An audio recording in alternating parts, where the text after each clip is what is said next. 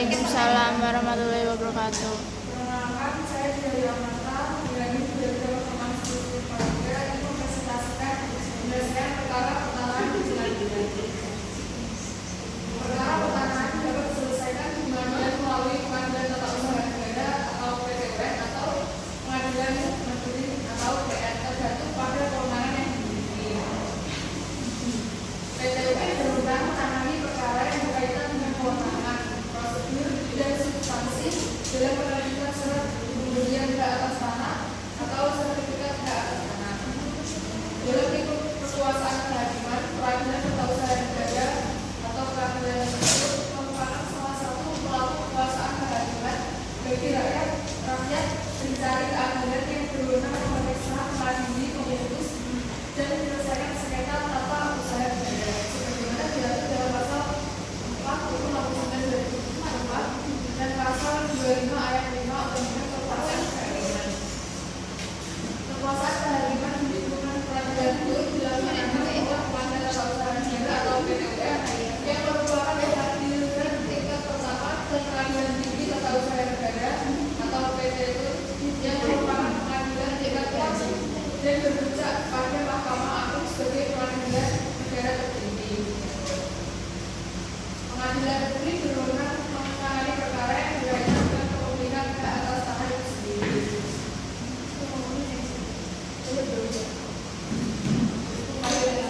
Peradilan umum berwenang memeriksa, mengadili, dan memutus perkara pidana dan perdata sesuai dengan ketentuan peraturan perundang-undangan.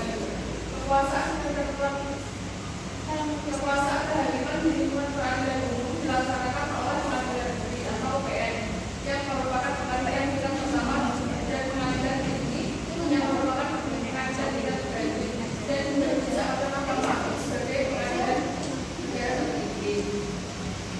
Jika dikaitkan dengan perkara pertanahan, apabila yang bermasalahkan adalah sengketa kepemilikan hak atas tanahnya dan bukan keabsahan berdasarkan hak atas tanahnya, maka akan jadi kewenangan dari DPR untuk memeriksa, mengadili, dan memutus sengketa kepemilikannya.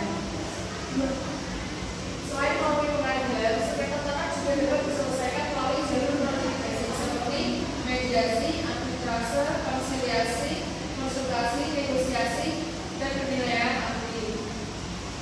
Sengketa tanah dapat terjadi antara individu atau antara individu dan badan hukum. Sengketa tanah dan konflik tanah dapat masuk ranah hukum, perdata, dan pidana tergantung pada besar dampaknya. Penyelesaian perkara pertanahan di pengadilan Indonesia melibatkan beberapa langkah dan proses hukum yang penting, yaitu 1. Identifikasi sengketa, tentukan pihak dan jenis sengketa, ada batas, hak milik, dan lain-lain. Yang kedua, pengumpulan bukti, kumpulkan dokumen dan bukti penduduk yang relevan. Yang ketiga, mediasi, coba selesaikan secara damai sebelum mengajukan ke pengadilan. Yang keempat, pengajuan gugatan, mengajukan gugatan ke pengadilan negeri dengan alasan dan bukti yang kuat. Yang kelima, proses persidangan, pengadilan menggunakan argumen dan bukti dari kedua belah pihak. Yang keenam, putusan pengadilan, pengadilan mengeluarkan putusan berdasarkan bukti yang diajukan. Yang ketujuh, upaya hukum pihak yang tidak pas dalam mengajukan banding ke pengadilan negeri. Yang kedelapan, eksekusi putusan. Setelah putusan dibuka, pihak yang menang dapat diminta eksekusi. Yang kesembilan, pencegahan sengketa. Simpan dokumen kepemilikan dan daftarkan hak atas tanah untuk menghindari sengketa di masa mendatang. Perlu diketahui bahwa APR atau Pelabuhan 21/2020 membedakan batas pertanahannya menjadi 1. Batas pertanahan yaitu sengketa kepemilikan atau penggunaan tanah yang disampaikan kepada pihak agraria dan tata ruang atau badan pertanahan nasional atau wilayah badan pertanahan nasional atau pertahanan sesuai kewenangannya untuk menjalankan kewenangan dan penyelesaian sesuai dengan ketentuan peraturan perundang-undangan. Yang kedua, sengketa pertanahan yaitu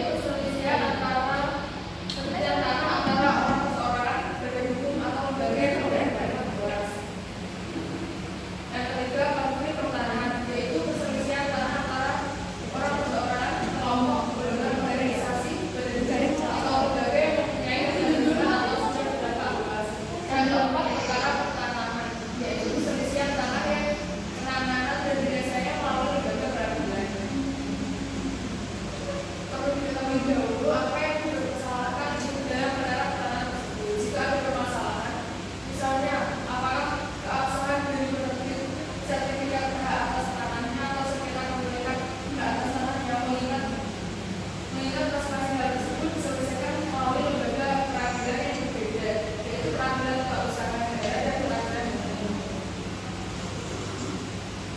Bukti kepemilikan hak atas tanah yang diperkarakan adalah sertifikat sertifikat adalah surat tanda bukti hak atas tanah. Sertifikat sebagai bukti kepemilikan hak atas tanah diperlukan dalam pasal 32 ayat 1 PP nomor 24 tahun 1997 yang berbunyi sertifikat merupakan surat tanda bukti baik yang berbasis sebagai alat pembuktian yang telah mengenai data fisik dan data yuridis yang termuat di dalamnya. Supaya data fisik dan data yuridis tersebut sesuai dengan data yang ada dalam surat dalam hal suatu bidang tanah sudah dilakukan terdapat secara sah atas nama orang atau tersebut yang merupakan tanah tersebut dengan itikat baik dan secara nyata menguasainya. Maka pihak lain yang merasa mempunyai hak atas tanah itu tidak dapat lagi menuntut pelaksanaan hak tersebut apabila dalam waktu 5 tahun sejak diterbitkannya sertifikat itu tidak mengajukan keberatan secara tertulis kepada pemilik sertifikat dan kepala kantor pertanahan yang bersangkutan ataupun tidak mengajukan gugatan ke pengadilan mengenai penguasaan tanah atau penerbitan sertifikat tersebut. Studi kasus ini berawal ketika tahun 2012 seorang pengusaha properti bernama Chandra membeli sebidang tanah seluas 2.785 meter persegi. Tanah tersebut terletak di desa Bunduan dengan sertifikat hak milik